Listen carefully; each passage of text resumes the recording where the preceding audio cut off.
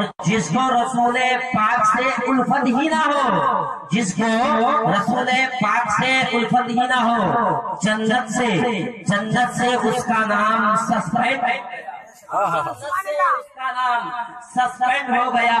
اور جنت میں پہلے جائے گی امت رسول کی، جنت میں جائے گی پہلے امت رسول کی۔ سرکار کا خدا سے یہ ایگریمنٹ ہو گیا، خدا سے یہ ایگریمنٹ ہو گیا۔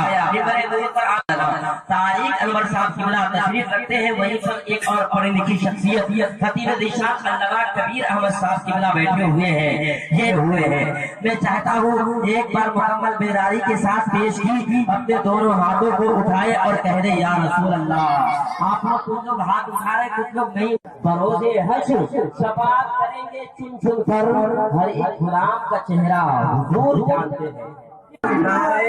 رسالت مسلک اعلیٰ حضرت فیضان مصطفیٰ کانفرنس خیال کے ساتھ کی حقیقت سامنے آ کر کہانی چھین لیتی ہے، آنکھوں کا پانی چھین لیتی ہے۔ برے صحبت سے بچنے کی فکر کر پیارے، یہ اکثر نوجوانوں سے جوانی چھین لیتی ہے۔ رونق شیخ خطیب الہند حضرت علامہ و مولانا طارق انور صاحب قبلہ مدنی رول اور شاعر اسلام حافظ و قاری راشد انجم صاحب قبلہ اور زیر نقابت حافظ و قاری محمد تنویر عالم صاحب قبلہ اور بانی جلسہ زیر صدارت حضرت علامہ و مولانا حامد عبیدی انجم صاحب قبلہ خطیب و امام جامع مسجد چوابیدہ موجود ہے۔ اور اہل مجلس السلام علیکم ورحمۃ اللہ وبرکاتہ۔ وعلیکم السلام ورحمۃ اللہ۔ الحمد للہ رب العالمین والعاقبۃ للمتقین والصلاة والسلام علی سید المرسلین وعلى عباد الله الصالحين، اما بعد فاعوذ بالله من الشیطان الرجیم ببرکت بسم اللہ الرحمن الرحیم۔ یا ایها الذین آمنوا اتقوا اللہ وکونوا مع الصادقین۔ صدق اللہ مولانا العظیم وبلغنا رسوله النبی الامین المکین المبین المعین الکریم ونحن على ذلك لمن الشاهدین والشاکرین والحمد للہ رب العالمین۔ اللہ کی سرتاب قدم شان ہے یہ، اللہ کی سرتاب قدم شان ہے یہ، انسان ہی انسان و انسان ہے یہ، اور قرآن تو ایمان بتاتا ہے انہیں، اور ایمان یہ کہتا ہے کہ میری جان ہے یہ۔ واہ واہ واہ، سبحان اللہ، کیا شعر ہے۔ اور اگلا شعر فرماتے ہیں کہ اسی سے مہربان رب غفور ہوتا ہے، اسی سے مہربان رب غفور ہوتا ہے، جس کے قلب میں عشق حضور ہوتا ہے۔ اور اے عاشقان شہ انبیاء درود پڑھو، اے عاشقان شہ انبیاء درود پڑھو، درود پڑھنے سے چہرے پہ نور ہوتا ہے۔ ایک مرتبہ باوات بلند درود شریف پڑھیے، رب صلی علی رسول اللہ، رب صلی علی رسول اللہ، اللہم صلی علی سیدنا مولانا محمد وعلی آلہ مولانا محمد۔ حضرات، یہ فیضان مصطفیٰ کانفرنس، اچھا مصطفیٰ کا فیضان تبلیغی جماعت والوں پر ہوگا، مصطفیٰ کا فیضان اہل حدیث جماعت والوں پر ہوگا، مصطفیٰ کا فیضان دیوبندیوں پر ہوگا، مصطفیٰ کا فیضان وہابیوں پر ہوگا، مصطفیٰ کا فیضان مولوی جماعت والوں پر ہوگا، مصطفیٰ کا فیضان قادیانی جماعت والوں پر ہوگا، مصطفیٰ کا فیضان مہدوی جماعت والوں پر ہوگا؟ بتائیے حضرات، ہوگا نہیں ہوگا؟ مصطفیٰ کا فیضان اسی پر ہے، کس پر؟ حضور غوث پاک۔ مصطفیٰ کا فیضان عطائے خواجہ اجمیری پر ہے، مصطفیٰ کا فیضان مخدوم اشرف جہانگیر سمنانی پر ہے، مصطفیٰ کا فیضان مولانا احمد رضا خان پر ہے، انہی کے صدقے سے مصطفیٰ کا فیضان اہل سنت والجماعت پر۔ سبحان اللہ، نعرہ تکبیر، نعرہ رسالت، مسلک اعلی حضرت، فیضان مصطفیٰ کانفرنس، سرزمین چوا بیٹا موجی ڈانگی، نعرہ تکبیر۔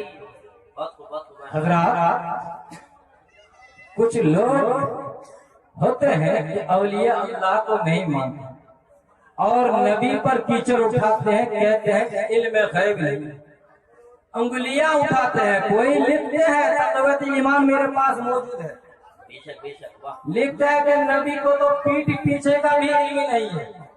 حق بات ہے۔ اگر کوئی دیکھنا چاہتا ہے تو میرے پاس کتاب موجود ہے۔ رسول کو یہاں تک کہ کمبختوں نے اتنا لکھ دیا کہ رسول کا حشر قیامت کے دن کیا ہوگا، معاذ اللہ، تو کیا ان پر مصطفیٰ کا فیضان جاری ہوگا؟ انہی لوگوں سے میں کہنا چاہوں گا، آج جو اتنا بڑا پنڈل کے سامنے ہم لوگ بیٹھے، کیا وہ لوگ بیٹھے ہوئے ہوتے ہیں اور کہتے ہیں ہم مسلمان ہیں، نبی کا کلمہ پڑھے؟ انہیں لوگوں سے کہو کہ آج ہندوستان میں اسلام لایا کو بالکل کیا محمود غزنوی لایا تھا نہیں، یا التمس ایبک لائے تھے یا پھر شہاب الدین گوری لائے تھے؟ اگرچہ اس وقت دین اسلام تھا لیکن شہاب الدین گوری کو شکست کا سامنا کرنا پڑا، کیوں؟ اس لیے کہ اگر اس وقت وہ کامیاب ہو جاتے تو آج لوگ یہ کہتے کہ اسلام تلوار کے بھروسے پر آگے بڑھا ہے، لہذا شہاب الدین گوری کو شکست کا سامنا کرنا پڑا اور خواجہ اجمیری کو ہندوستان بلایا۔ نعرہ تکبیر، نعرہ رسالت، مسلک اعلی حضرت، خواجہ کا ہندوستان زندہ باد، زندہ باد، بہت بہت بھائی۔ حضرت خواجہ غریب نواز کہاں سے آئے معلوم ہے؟ سنجر، جو ملک کے اصفہان شہر خراسان میں پیدا ہوئے تھے، بغداد سے اور آگے، وہاں سے ہندوستان آئے اور ابھی ہمارے زیر نقابت حافظ و قاری تنویر عالم صاحب بیان کر رہے تھے کہ یہ ایسی کہہ رہے ہیں کہ بندے ماترم کا نعرہ لگاؤ اور مسلمانوں بھاگ جاؤ۔ ارے ایک انگلی کے اشارے پر جب حضور خواجہ غریب نواز ہندوستان پہ قدم رکھتے ہیں تو 90 لاکھ کافر کلمہ پڑھ کر مسلمان ہو جاتے ہیں، سبحان اللہ۔ تم آج ہمیں بھگانے کے لیے کوشش کرتے ہو، یہ ہرگز ممکن نہیں ہے۔ خیر، میں کیا عرض کر رہا ہوں، اسلام دیا حضور خواجہ غریب نواز نے، اسلام لایا حضور خواجہ غریب نواز نے، ہمارے سر پر امامہ باندھنے کا طریقہ بتایا حضور خواجہ غریب نواز نے، سجدے کا طریقہ بتایا حضور خواجہ غریب نواز نے، سجدے کا شعور بتایا حضور خواجہ غریب نواز نے، دین اسلام کو سکھایا حضور خواجہ غریب نواز نے، کربلا و بغداد کا پتہ بتایا حضور خواجہ غریب نواز نے، ارے ہندوستان میں اسلام لایا خواجہ غریب نواز نے، لیکن ہمارے ایمان کو بچایا امام احمد رضا نے۔ سبحان اللہ، سبحان اللہ، ہمارے ایمان کو بہت اچھا جملہ ہے، واہ واہ، بچایا امام احمد رضا نے۔ کیسے؟ بہت پیارا جملہ ہے۔ کیسے؟ میں نے کیا کہا، اللہ کی سرتا بقدم شان ہے یہ۔ اچھا ایک بات بتاؤں، علماء کرام بیٹھے ہوئے ہیں، کسی نے حضور صلی اللہ تعالی علیہ وسلم کو دیکھا ہے؟ نہیں، میں کہتا ہوں حضور اعلیٰ حضرت نے دیکھا ہے۔ حضرت توجہ، میں کہتا ہوں حضور اعلیٰ حضرت نے دیکھا ہے۔ اگر نہیں دیکھا ہے تو پھر حضور اعلیٰ حضرت یہ شعر کیسے فرماتے؟ اللہ کی سرتا بقدم شان ہے یہ، انسان ہی انسان و انسان ہے یہ، قرآن سے ایمان بتاتا ہے یہ، اور ایمان یہ کہتا ہے کہ میری جان ہے۔ مطلب کیا؟ آج ہماری قوم پریشان حال میں مبتلا ہے، کیڑے مکوڑے کی طرح جماعتیں نکل آئی ہیں۔ آج تبلیغی جماعت والا کہہ رہا ہے کہ ہم سچے ایمان والے ہیں۔ میں نے کون سی آیت پیش کی تھی؟ یا ایھا الذین آمنوا اتقوا اللہ وکونوا مع الصادقین، اے ایمان والو اللہ سے ڈرو اور سچوں کے ساتھ ہو جاؤ۔ تو آج تو سب کوئی کہہ رہا ہے کہ ہم سچا ہے، پکا ہے، لیکن اوریجنل سچا کون ہے؟ تبلیغی جماعت والا بھی کہتا ہے کہ ہم سچے ایمان والے ہیں، دیوبندی جماعت والا بھی کہتا ہے ہم تو بہت بڑے ایمان والے ہیں، اور اہل حدیث جماعت والا تو کہتا ہے کہ ہم تو سب سے بڑے ایمان والے ہیں۔ تبلیغی جماعت والا کہتا ہے ہم ایمان والے ہیں، مولوی جماعت والا کہتا ہے ہم ایمان والے ہیں، مہدوی جماعت والا کہتا ہے ہم ایمان والے ہیں، باقی کے تمام فرقہ والا کہتا ہے ہم ایمان والے ہیں۔ الحمدللہ اہل سنت والجماعت کا عقیدہ ہے کہ ہم ایمان والے ہیں۔ آج سب کے سب دعویٰ کر رہے ہیں ایمان کا، لیکن سچے ایمان والے ہیں کون یہ فیصلہ کرے، کیسے یہ فیصلہ ہو، کیسے یہ مسئلہ حل ہو؟ آج ہماری قوم پریشان حال میں مبتلا ہے، آج ہماری نوجوان نسل گمراہی کا شکار ہو رہی ہے۔ آج لوگ کٹ کر کے ایک دوسری جماعت سے وابستہ ہوتے جا رہے ہیں۔ اگر ہم صحیح رہنمائی کی طرف آپ حضرات کو دعوت نہ دیں تو پھر یہ سلسلہ ایسے ہی جاری رہے گا۔ لہذا رب تبارک و تعالیٰ سے دعا ہے کہ اے رب کریم اہل سنت والجماعت کے تمام سنی جنتی مسلمان بھائیوں کو ایمان کے ساتھ قائم رکھے اور ایمان کے ساتھ دنیا سبحان اللہ سبحان اللہ۔ حضرات محترم، علماء کرام بیٹھے ہوئے ہیں، زیادہ ٹائم نہیں لوں گا۔ سوال کیا ہے کہ سچا ایمان والا ہے کون؟ حضرات سچا ایمان والا ہے کون؟ بڑا عجیب و غریب سوال ہے، اور اس کا حل کرنا بھی بڑا مشکل مسئلہ معلوم ہوتا ہے کہ نہیں؟ لیکن گھبراؤ نہیں، حضور اعلیٰ حضرت، ارے بول تو سبحان اللہ، حضور اعلیٰ حضرت عظیم البرکت مجدد دین و ملت کنز الکرامت جبل الاستقامت امام اہل سنت امام احمد رضا خان ہم سنیوں کی جان فاضل عجب علیہ رحمت و رضوان نے جو ہمیں ایمان کا درس عطا کیا، پہلے آپ اس درس کو سن لیں، اس کے بعد مسئلے کا حل بتاؤں گا۔ حضور اعلیٰ حضرت کیا فرماتے ہیں؟ اللہ کی سرتا قدم شان ہے یہ، مطلب کیا سمجھے؟ یعنی حضور اعلیٰ حضرت حضور صلی اللہ علیہ وسلم کی شان اقدس کو اس طرح سے بیان فرما رہے ہیں کہ آقا آپ کے سر مبارک سے لے کر پاؤں شریف تک آپ کا جو مکمل وجود ہے، آپ کی جو مکمل ہستی ہے، آقا سرتاجہ آپ اللہ تعالیٰ کی شان ہے۔ یعنی اگر کوئی اللہ تعالیٰ کی عظمت و شان کو جاننا چاہتا ہے آقا تو پہلے آپ کی عظمت کو جان لے، آپ کے شان کو جان لے۔ جب آپ کی عظمت و شان سمجھ میں آ جائے گی تو رب تبارک و تعالیٰ کی عظمت و شان کو سمجھنا اس کے لیے آسان ہو جائے گا۔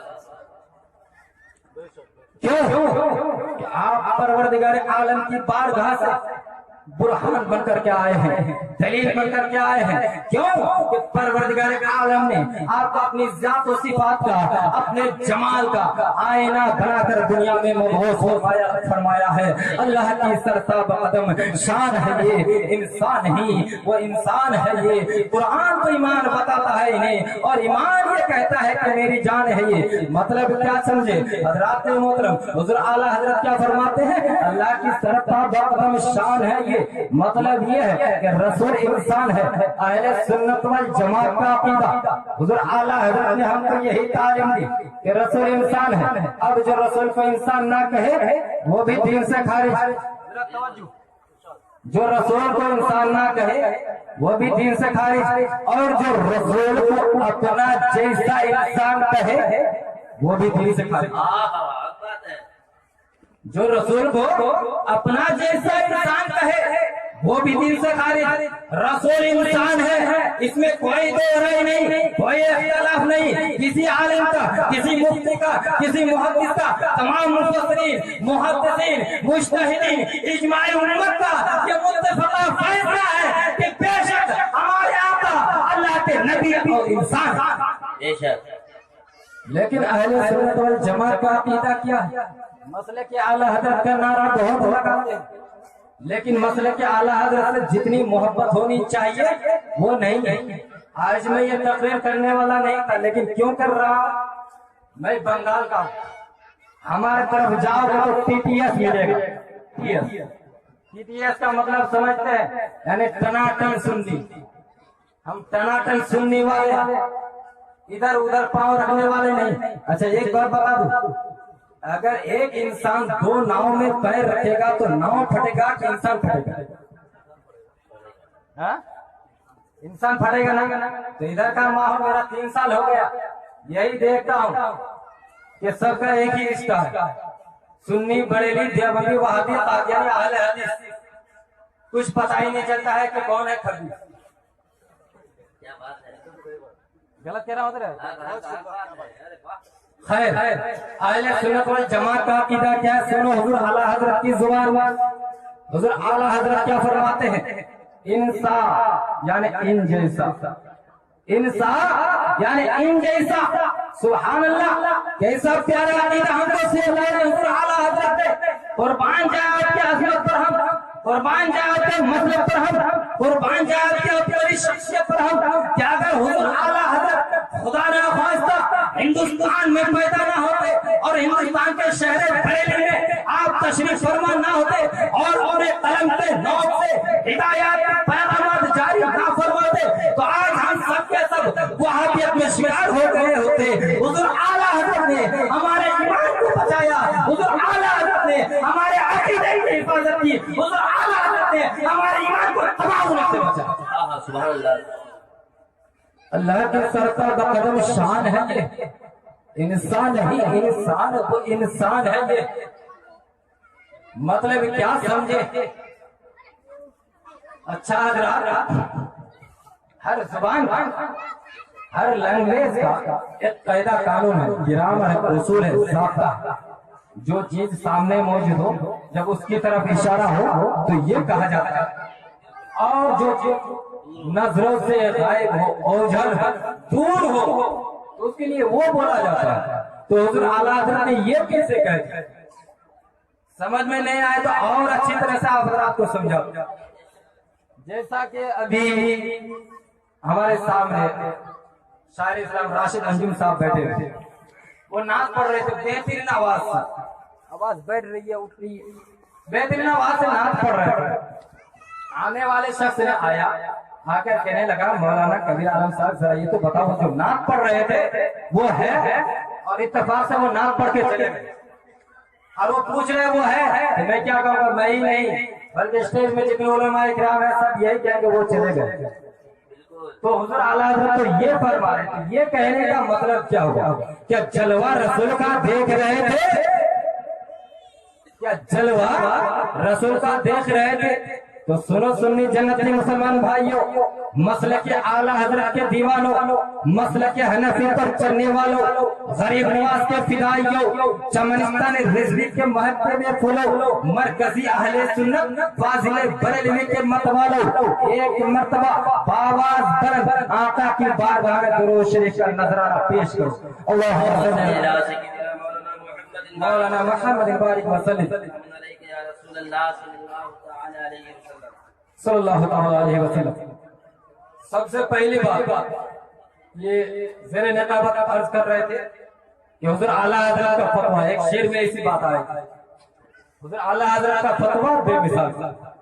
اور شاعر اسلام سلمان رضا کہ حضور اعلیٰ حضرت کا فتویٰ بے مثال تھا۔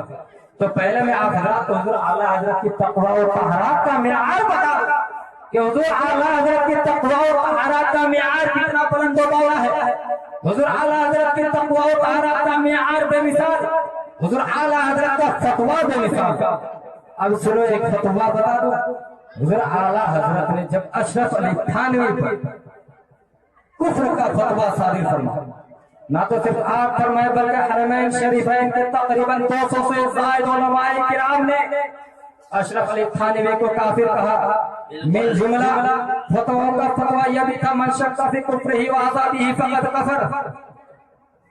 اشرف علی تھانوی کے کافر ہونے میں یا اس کے عذاب ہونے میں جو شک کرے گا وہ شک کرنے والا بھی کافر ہوگا۔ تو جب یہ فتویٰ مشہور ہوا، مدرسہ دارالعلوم دیوبند میں پہنچا تو دیوبند میں پڑھنے والے طالب علم جو اونچی جماعتوں کے اونچے درجوں کے طالب علم تھے، انہوں نے جب اس فتووں کو دیکھا تو بڑا حیران ہوا، پریشان ہوا کہ ہمارے اتنے بڑے حقیقی لوگ اشرف علی تھانوی کو مولانا احمد رضا نے کس بنیاد پر کافر کہہ دیا، کیسے کافر کہہ دیا؟ چلو چل کر معلومات حاصل کرتے ہیں کہ کیا ہوتا ہے۔ دو طالب علم مدرسہ دارالعلوم دیوبند سے چلے، کہاں؟ بریلی شریف۔ اتفاق سے جب وہ دونوں طالب علم بریلی شریف پہنچتے ہیں تو نماز کا ٹائم ہو چکا تھا۔ میری بات کو آپ اطمینان سکون سے سنیے اور تختیے دل پر نوٹ کر لیجئے۔ حضرات، ایسی بات بیان کرنے کے بعد جب انسان اس پر عمل میں پیرا ہو جاتا ہے تو اس کی دنیاوی زندگی بھی سدھر جاتی ہے اور مرنے کے بعد قبر میں بھی آرام پا جاتا ہے۔ تو وہ دونوں طالب علم چلے تو کون سا ٹائم تھا؟ نماز کا ٹائم تھا، نماز کا ٹائم تھا۔ حضور اعلیٰ حضرت وضو فرما رہے ہیں، موردین معتقدین آپ کے وضو کو بڑے غور سے دیکھ رہے ہیں کہ حضور اعلیٰ حضرت بڑے اطمینان و سکون سے وضو فرما رہے ہیں، ایک ایک بات پر پانی بہا رہے ہیں۔ حضور اعلیٰ حضرت جس طرح سے وضو فرما رہے تھے اسی کے متعلق حضور مفتی اعظم ہند تھے۔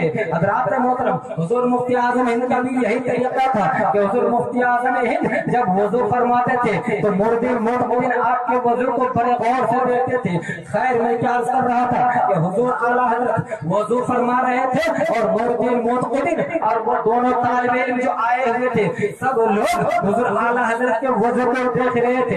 حضور اعلیٰ حضرت نے جب وضو سے فارغ ہو کر مسجد کے اندرونی حصے میں داخل ہوتے ہیں، مسجد کے اندرونی حصے میں داخل ہوتے ہی وہ دونوں طالب علم، حضرات آپ کی توجہ چاہتا ہوں، وہ دونوں طالب علم پیچھے پیچھے حضور اعلیٰ حضرت کے وہ مسجد کے اندرونی حصے میں پہنچ جاتے ہیں اور قدم مبارک کے پاس گر جاتے ہیں اور گر کر عرض کرتے لگتے ہیں، یا حضور ہم سے خطا ہو گئی ہے، ہمیں معاف کر دیجیے، حضور ہم سے خطا ہو گئی ہے، ہمیں معاف کر دیجیے۔ حضور اعلیٰ حضرت فرماتے ہیں، کون سی خطا، کیسی خطا جس کی تم معافی چاہتے ہو؟ وہ دونوں طالب علم عرض کرتے ہیں، حضور دراصل بات یہ ہے کہ ہم مدرسہ دارالعلوم دیوبند کے طالب علم ہیں۔ حضور جب ہم نے آپ کے فتویٰ کو دیکھا تو ہمیں بڑا حیران ہوا، ہم بڑے پریشان ہوئے۔ حضور ہم یہ جاننے کے لیے آئے تھے، ہم یہ معلومات حاصل کرنے کے لیے آئے تھے کہ آپ نے جو ہمارے اتنے بڑے حکیم الامت اشرف علی تھانوی کو کافر کہا، کس وجہ سے کہا، کس بنیاد پر کہا؟ حضور ہم یہ معلومات حاصل کرنے کے لیے آئے تھے، لیکن حضور ہم نے آپ کے وضو کے طریقے کو دیکھا، وضو کے انداز کو دیکھا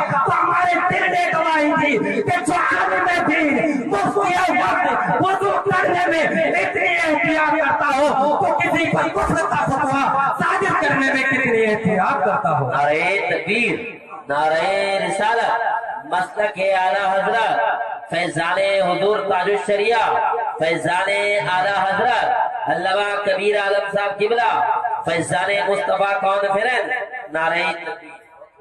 کسی پر کفر کا فتویٰ صادر کرنے میں کتنی احتیاط کرتا ہوگا۔ حضور واقعی آپ ایک محتاط عالم دین ہے، باریک دینی سے مطالعہ فرماتے ہیں، اس کے بعد آپ اپنا حکم صادر فرماتے ہیں۔ خیر، میں کیا عرض کر رہا تھا میرے دوستوں بزرگوں، اور پھر ذہن کو اسی کی طرف لے چلو جہاں پر میں نے چھوڑا تھا۔ کہاں پر چھوڑا تھا؟ حضور اعلیٰ حضرت کیا فرماتے ہیں کہ اللہ کی سرتا بقدم شان ہے یہ انسان ہی انسان و انسان ہے یہ کہنے کا مطلب کیا ہوا؟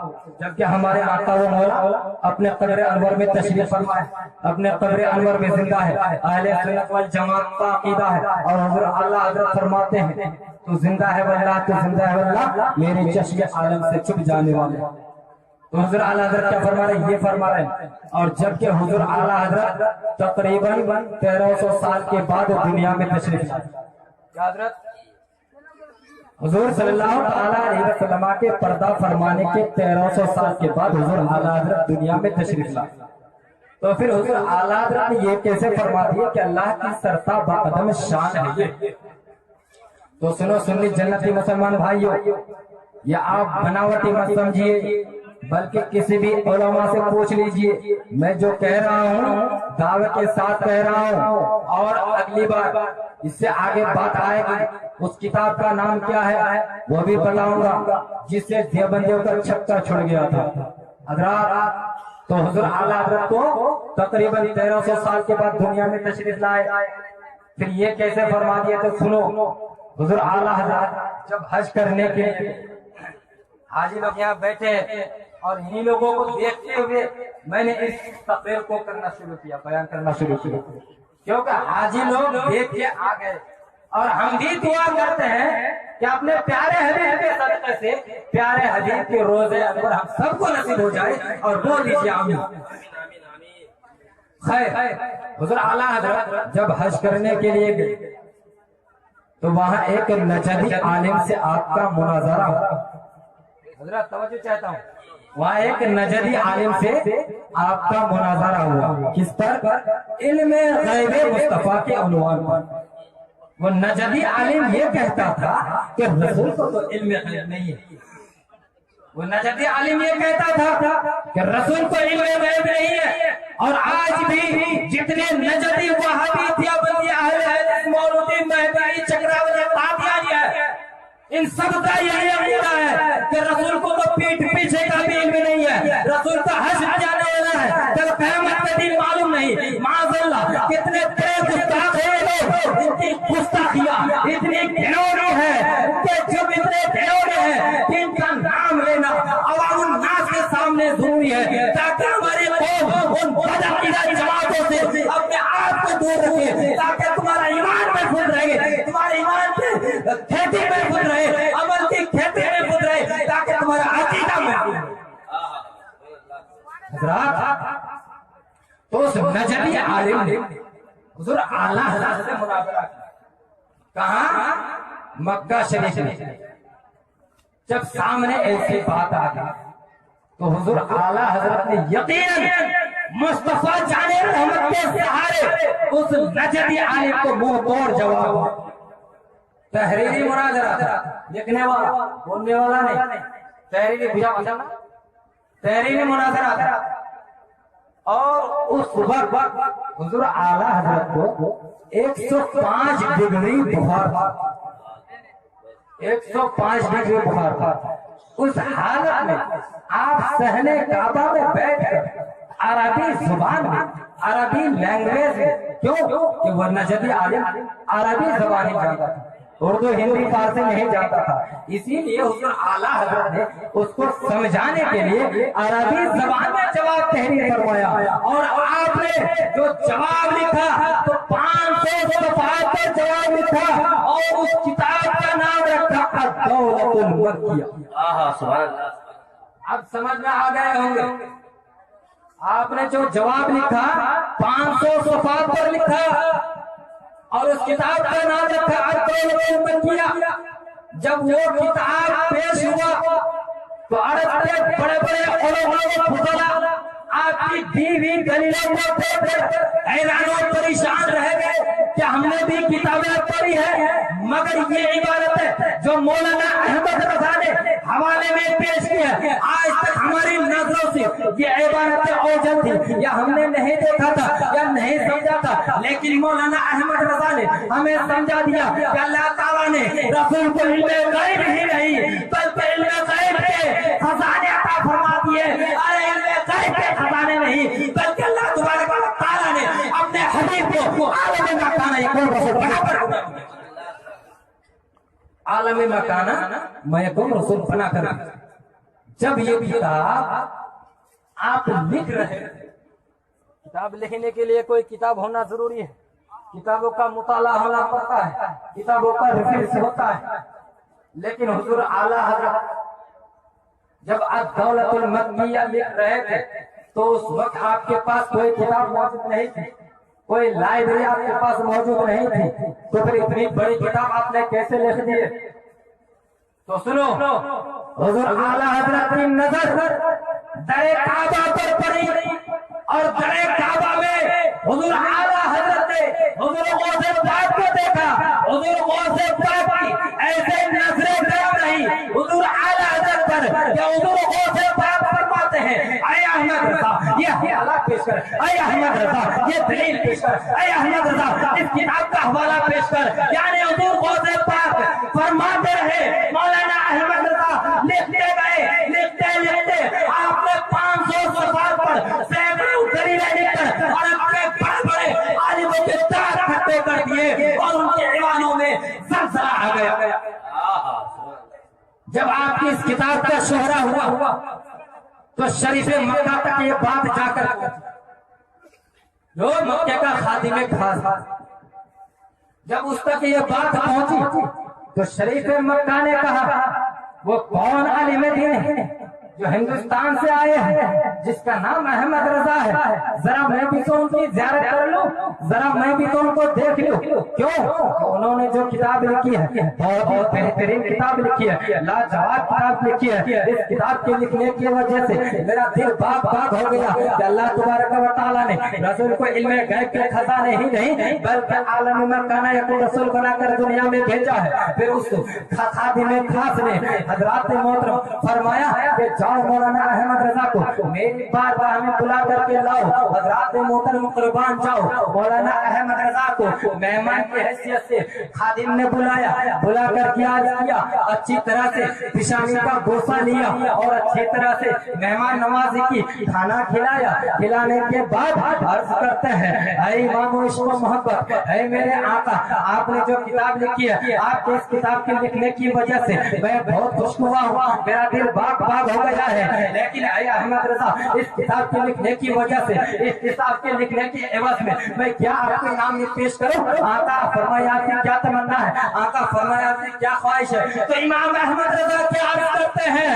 اے شریف مکہ احمد رضا کو دولت کی تمنا نہیں ہے، احمد رضا کو ریال کی تمنا نہیں ہے، احمد رضا کو لالے بہر کی تمنا نہیں ہے، احمد رضا کو دنیاوی دولت کی تمنا نہیں ہے، احمد رضا کی تمنا ہے تو بس صرف ایک تمنا ہے، اے شریف مکہ اگر پوری کر سکو تو پوری کر دو۔ حضرات محترم امام احمد رضا عرض کرتے ہیں اے شریف مکہ اگر پوری کر سکو تو پوری کر دو۔ کیا عرض کرتے ہیں اے شریف مکہ یہ حج کا مہینہ ہے، یہ حج کا موسم ہے اور حاجیوں کو عشاء کی نماز کے بعد مدینہ رسول سے باہر پڑھا دیا جاتا ہے، مسجد نبوی شریف کے دروازے لگا دیے جاتے ہیں۔ اس امام احمد رضا کی بس ایک تمنا ہے کہ روزے عرب پر پوری رات مجھے رہنے کی اجازت دے دی جائے۔ امام احمد رضا یہ چاہتا ہے اور کچھ نہیں چاہتا۔ اب کیا ہوتا ہے امام احمد رضا کا نعرہ لگانے سے نہیں ہوگا، ٹی ٹی ایس سنی بن کے دکھاؤ، ٹی ٹی ایس ٹناٹن کہتے ہو ہم سنی ہے پھر کرتے ہو دیوبندی کے یہاں شادی، اور جب ادھر سے آتا ہے پیسہ تو سب ہو بربادی، سب پھنس جاتے ہیں بربادی میں۔ ایک مسجد اگر کوئی عالی شان بنا لے اور پرانی مسجد ہے اس میں آیا عرب سے امریکہ سے پیسہ تو آپ سب کوئی عالی شان مسجد کو دیکھ کے پرانی مسجد کو چھوڑتے ہیں اور بھاگ جاتے ہیں۔ یہ کہاں کا دستور ہے بھائی؟ کیا امام احمد رضا کا یہی دستور ہے؟ امام مسلک اعلیٰ حضرت یہی ہے؟ نہیں میرے دوستوں بزرگوں، ٹی ٹی ایس سنی بن کر رہو تو مولانا احمد رضا کو وہاں رہنے کی تحریری اجازت نامہ لکھ کر دیے۔ سنیے گا حضرت، خادم خاص جو شریف مکہ کا خادم خاص تھے تحریری اجازت نامہ لکھ کر دے دیے کہ مولانا احمد رضا کو ایک رات تنہا رسول کی بارگاہ میں رہنے کی اجازت دی جاتی ہے۔ حضور اعلیٰ حضرت رسول کی بارگاہ میں تنہا ہے، مسجد نبوی شریف کے دروازے بند کر دیے، حضور اعلیٰ حضرت روزے انور پر کھڑے ہیں اور معروض ادب پیش کرتے ہیں، آقا فدا کا امیدوار بھی یا رسول اللہ صلی اللہ تعالیٰ علیہ وسلم میرے ماں باپ پر آپ پر قربان، اے میرے آقا احمد رضا کی نال نیتر آپ پر قربان، اے میرے آقا احمد رضا کی جان آپ پر قربان، اے میرے آقا احمد رضا کو آپ نے خواب میں کئی مرتبہ اپنا جلوہ بخشا ہے، اے میرے آقا احمد رضا کی تمنا ہے کہ احمد رضا मारो से अदब पेश करते हैं, वो सोवे लाला झारे फिरते हैं, तेरे दिन एक बहारे फिरते हैं, अहमद रजा मारो से अदब पेश करते हैं। ऐ मेरे आका, अहमद रजा की तमन्ना है, अहमद रजा की ख्वाहिश है, क्या अहमद रजा एक मर्तबा अपनी सर की आंखों से आपका दीदार करना चाहता है।